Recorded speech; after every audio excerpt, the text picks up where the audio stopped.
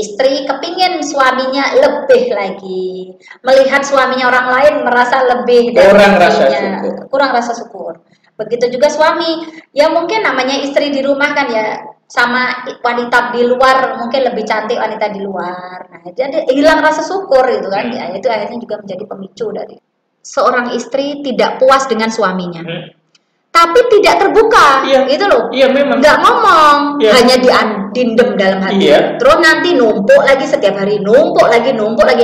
Istri ngutang, padahal yang mencari nafkah suaminya, dan tidak bilang. Kartu kreditnya membengkak, orang ngomong suami. Nah, itu kan suami jadi kecewa kan. Dan masih banyak hal-hal lain yang tidak terbuka antara suami istri. Itu menimbulkan ketidakpuasan dan bisa menjadi ledakan. Assalamualaikum warahmatullahi wabarakatuh. Waalaikumsalam warahmatullahi wabarakatuh. Jumpa lagi dengan kami di Move Up TV bersama saya Zakia Joban dan Jumala Multazam. Topik kita kali ini membahas, ya masih ada lanjutannya dengan video yang kemarin ya sahabat muda, mengenai apa yang terjadi kalau lemah nilai-nilai hidup. Di video sebelumnya kita sudah bahas betapa pentingnya nilai-nilai hidup dalam keluarga. Karena itu menjadi pegangan prinsip hidup yang bukan hanya sehari, 2 hari, sebulan, 2 bulan, setahun, 2 tahun, tetapi akan berimbas dunia akhirat. Nah, sahabat muda, topik video kali ini, bagaimana bila nilai-nilai hidup ini lemah? Apa yang terjadi? Dan ini kita akan lebih banyak bahas mengenai case ataupun contoh-contoh yang terjadi dalam lingkungan kita, dalam masyarakat kita.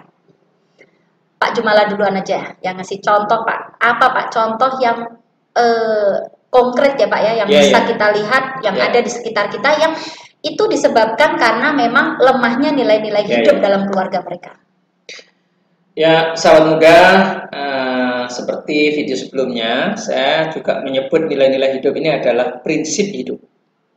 Ya, jadi bagaimana, apa yang terjadi kalau prinsip hidup ini lemah?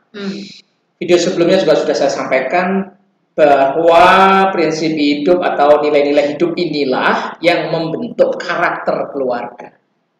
Jadi keluarga itu akan kelihatan kuat atau lemah itu dari karakternya. Dan ini yang kemudian bisa mengarahkan kita insya Allah menjadi sukses atau tidak sukses ya dari karakter itu. Iya. Beberapa hal yang sudah saya note ya Bu Zakia, kalau karakter kita lemah, karakter keluarga ya itu lemah.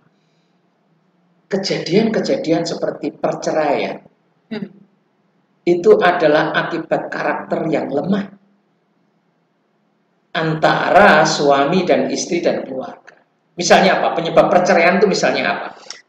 Yang paling banyak nih Pak ya, kalau menurut saya itu ketidakterbukaan. Artinya karakter keterbukaan itu tidak ada. Iya. Lemah. Prinsip hidup keterbukaan antara suami, istri dan anak-anak itu tidak ada. Keterbukaan di sini Pak bukan karena perceraian, maksudnya bukan karena tidak terbuka kalau ada selingkuh atau apa. Maksudnya tidak terbuka tuh contohnya ini Pak, kalau menurut saya.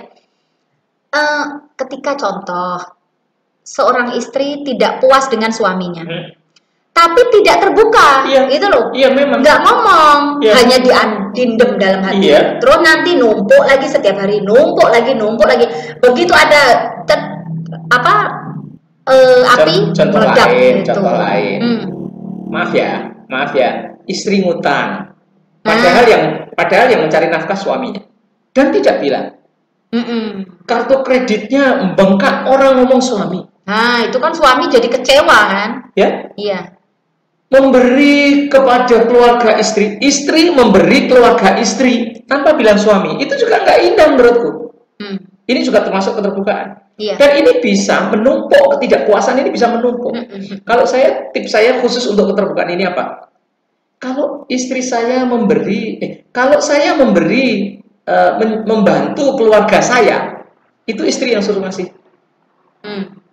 Kalau keluargaku ini membantu pihak keluarga istri, yang ngasih saya. Oh itu keren itu. Satu, pasti kita terbuka dong. wong yang ngasih silang. Mm-mm. Yang kedua, kita itu hebat di mata keluarganya. Dan istri saya hebat di mata keluargaku. Iya. Itu contoh tips keterbukaan. Dan masih banyak hal-hal lain yang tidak terbuka antara suami istri. Itu menimbulkan ketidakpuasan dan bisa menjadi ledakan. Iya, betul. Ya, keterbukaan.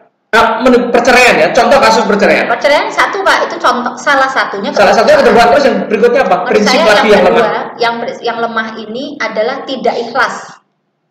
Ketidakikhlasan. Jadi misal Tidak ikhlas itu akibatnya keterbukaan lagi loh. ada Gak ikhlas kok gak ngomong. bukan, gak ikhlas itu contohnya gini Oh, Pak, contoh. Gak ikhlas itu gak rela maksudnya. Gak rela, Oh, ya. melakukan sesuatu tuh pamrih gitu. Ya, Gak ikhlas. Oke. Misal yang istri merasa di rumah dia gini-gini, jadi seolah-olah dia melakukan segala hal, suami nggak empati. Yang suami merasa kok istri enak-enakan di rumah, suaminya cari banting tulang terus nggak bersyukur, ya itu dari ketidakikhlasan. Coba kalau ya sudah memang kita ikhlas, Allah memberikan kita, misalkan memang kita harus begini-begini ya, alhamdulillah kita bisa dapat pahala lebih banyak. Jadi nilai apa ini yang? Jadi nggak perlu diimbang-imbangkan antara suami istri. Kamu ini Pak. Jadi nggak ikhlas. Hitung-hitungan, nggak ikhlas. Terlalu hitung-hitungan. Suami ngasih apa, istri ngasih apa, gitu ya? Jadi yang akhirnya menjadi pemicu. Iya, oke. Karena keikhlasan ini penting sekali Pak menurut saya. Karena kan kadang gitu ya, nggak mungkin kan apa yang kita lakukan itu semua kita sampaikan. Iya. Yang terus kita mengharapkan terima kasih ataupun apa ya, lewat aja gitu kita melakukan di rumah. Seperti itu salah contohnya. Ada lagi yang menyebabkan perceraian? Menyebabkan perceraian. Apa prinsip yang lemah atau nilai hidup yang lemah apa ya? Yang jelas tadi kejujuran. Jelas ya, keterbukaan jelas kejujuran. Ya, kejujuran. Ya tahu nggak jujur? Hampir sama kalau dalam konteks perceraian. Kejujuran. Oke. Kalau dalam konteks perceraian hampir sama. Terus sama keikhlasan ya. Apa yang sudah kita korbankan ya sudah harus direlakan saja. Dan keikhlasan ini korelasinya sama berkurangnya rasa syukur. Istri kepingin suaminya lebih lagi, melihat suaminya orang lain merasa lebih dari istrinya, kurang rasa syukur. Begitu juga suami, ya mungkin namanya istri di rumah kan ya, sama wanita di luar mungkin lebih cantik wanita di luar. Nah, jadi hilang rasa syukur itu kan, ya itu akhirnya juga menjadi pemicu dari perceraian. Iya, oke. Ini panjang nih Pak kalau ya sidik-sidik kok. Ngomong masalah pertengkaran antar saudara itu juga lemahnya prinsip-prinsip hidup. Misalnya, dia terlalu menjunjung tinggi pentingnya harta. Ya. Jadi hanya segala sesuatu hanya dilihat dari harta. Akhirnya juga kurang rela tadi, kurang ikhlas tadi loh. Sehingga ketika adiknya atau kakaknya itu ada ngutang lah, yang paling gampang tuh ngutang, nggak disauri atau lama nyaur utang, itu gelonya itu sangat tinggi gitu loh. Iya. Nah itu perkara harta saja itu bisa sampai tawuran antar keluarga, bahkan sampai bisa nggak punya adik kamu nggak apa-apa lah, itu kan ya repot. Nah ini kan bahwa prinsip kerukunan keluarga ini lemah. Iya. Kerelaan terhadap keluarga ini lemah. Menurut saya itu satu nilai yang lemah itu ini Pak, empati Pak. Empati ya. Empati. Jadi kita merasa ketika kita empati dan di dalam keluarga sendiri itu kan ya. Kalau saya kok, ya ini salah satu nilai ya. Saya ingin mengajarkan supaya anak-anak saya itu rukun satu sama lain, rukun. Iya. Saling bantu. Karena belum tentu nanti nasibnya sama. Saya ingin anak saya kuat semua, tetapi kuatnya satu dengan kuatnya yang lain kan tetap berbeda-beda toh. Iya. Nah ini harus ada empati dan saling bantu ya, supaya keluarga itu menjadi rukun. Ini juga nilai di dalam keluarga. Berikutnya, anak masuk geng yang tidak jelas. Ini juga lemah prinsip. Oh iya, jelas itu. Masuk geng motor, masuk geng minuman keras, masuk geng narkoba, masuk geng. Bingung dengan nilai dalam keluarganya. Karena tidak ada nilai-nilai pemegang yang kuat, dia masuk kemana-mana, terombang-ambing oleh temannya. Misalnya, dia merasa tidak berharga, dan dia dihargai di geng itu. Iya. Atau ini Pak, kurangnya kepercayaan. Kurang percaya diri. Bukan. Kurangnya kepercayaan antara orang tua dan anak. Oh. Anak selalu suudzon sama orang tuanya juga suudzon sama anaknya. Dan itu bisa berakibat. Bisa berakibat dia akhirnya ke geng nggak jelas karena sebagai wujud dari pemberontakan tadi kan. Oke. Berontak. Ya, itu juga bisa berarti wujud pemberontakan karena kurangnya kepercayaan, kurangnya kedekatan antara orang tua dan anak, betul ya? Tetapi juga bisa karena kurangnya nilai-nilai agamanya. Iya. Sehingga dia terjerumus ke sana karena tidak punya nilai-nilai dosa itu nggak ada. Iya. Ya, contoh konkret lagi, maaf ya, sosialita. Sosialita ini menyedihkan.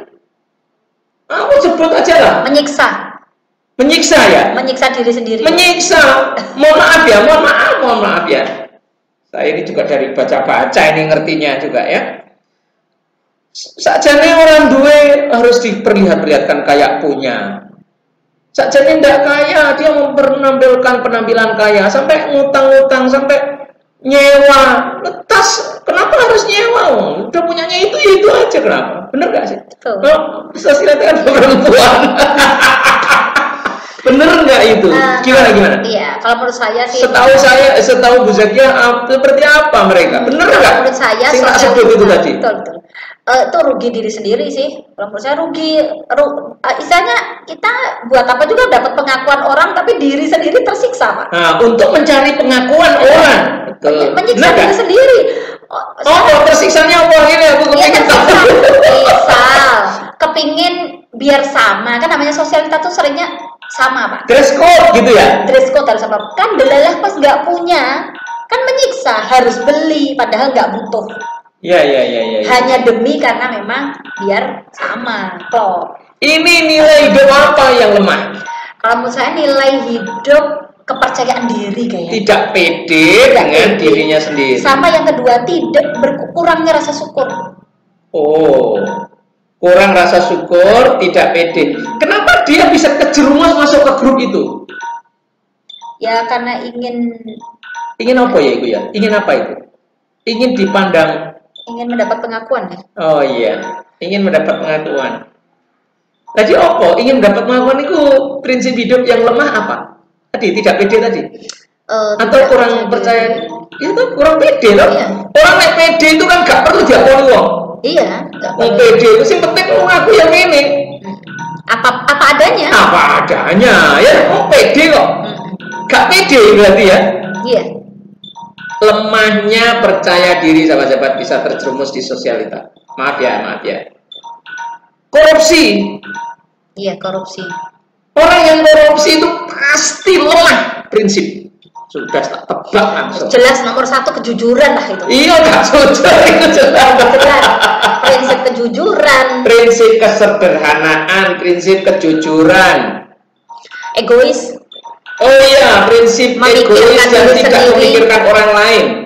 Lemah prinsip itu pasti. Betul. Nah, dia korupsi itu kalau prinsip memikirkan orang lain pasti tidak mau korupsi. Bener nggak? Atau dia jujur pasti nggak korupsi. Alhamdulillah. Bunuh diri pasti lemah prinsipnya. Oh iya. Bunuh diri ini ya, meskipun tekanannya bermacam-macam.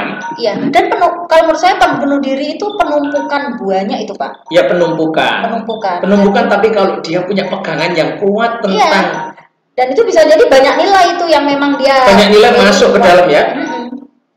Yang akhirnya merasa nggak dihargai, merasa tidak bermanfaat buat orang, akhirnya dia merasa dirinya. Itulah contoh-contoh sahabat ya, prinsip-prinsip yang lemah atau nilai-nilai hidup yang lemah. Jadi sampai dan itu yang parah-parah ya Pak ya, yang sederhana tapi itu banyak terjadi juga Pak. Apa? Itu merasa kurang bahagia. Oke. Itu juga termasuk salah satu ada prinsip hidup yang lemah. Kurang bahagia, merasa tidak bermanfaat, merasa tidak berharga, tidak percaya diri. Itu menurut saya juga perlu ada nilai-nilai hidup yang diperkuat lagi sehingga bisa menjadi lebih percaya diri, lebih bahagia, lebih ini kan. Tuh, Pak. Gitu. Oke. Yang buka aku pegang. Demikian sahabat muda. Ya, okay. Dan ini mungkin hanya beberapa case aja. Ya, ini kan yakin, beberapa case yang sempat saya note, sebetulnya kasusnya masih banyak. Dan saya yakin banyak sekali di Ya. Oh ya, sedikit ya sebelum ditutup ya. Sahabat-sahabat, kalau prinsip hidup kita lemah, nilai-nilai hidup kita lemah, maka yang terjadi seperti yang saya note ini. Sebaliknya, kalau nilai-nilai hidupnya kuat, dia akan sukses pada bidang-bidang yang nilai hidupnya kuat. Perlu dibahas sendiri lagi aja, Pak. Yang kuat ya? Kuatnya nilai ini yang lemah ya? Oke. Jadi perlu video satu. Jadi kalau nilai hidupnya kuat, dia akan sukses pada bidang di mana dia memegang teguh nilai-nilai itu. Ya. Nanti akan kita bahas lagi di video berikutnya. Oke. Demikian sahabat muda, video kita kali ini. Mudah-mudahan sedikit tapi ada manfaatnya. Sampai ketemu lagi di video berikutnya. Jangan lupa subscribe dan bunyikan loncengnya. Akhir kalam. Assalamualaikum warahmatullahi wabarakatuh.